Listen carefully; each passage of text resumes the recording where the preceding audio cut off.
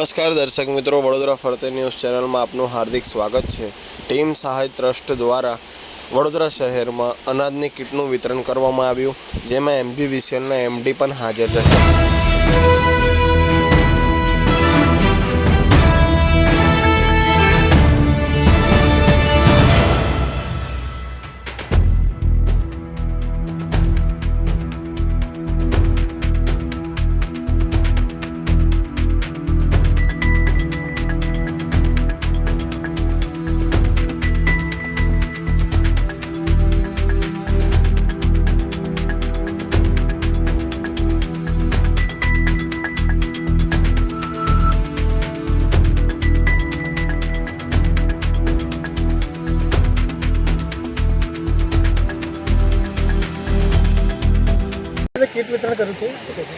आज रोज टीम सहाय ट्रस्ट वडोदरा द्वारा जयेशभाई मिस्त्री ने तेमनी समग्र टीम द्वारा अनाजनी किटનું વિતરણ કરવામાં આવ્યું હતું।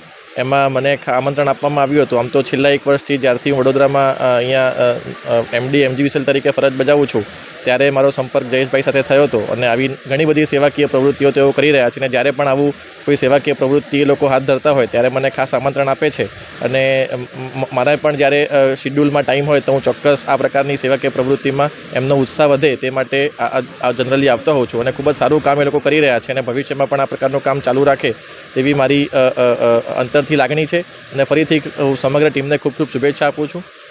અને આ પ્રકારના કાર્યો થકી બહુ નાની વસ્તુ ભલે આપતા હોય પણ એનાથી જે પરિવારમાં જે આ વસ્તુ જાય છે એને તો ખૂબ મોટો ફરક પડતો હોય છે।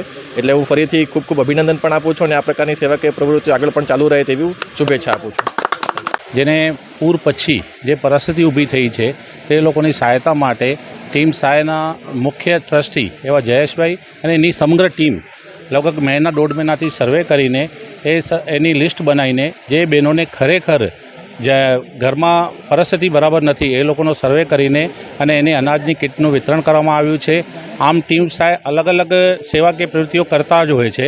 જેવી રીતે જે બાળકો જે ભણે છે જેની ખરેખર આર્થિક પરિસ્થિતિ બરાબર નથી હોતી તેઓને સાયકલની સહાય પણ આપવામાં આવે છે, સ્ટેશનરી આપવામાં આવે છે, ચોપડા વિતરણ કરવામાં આવે છે।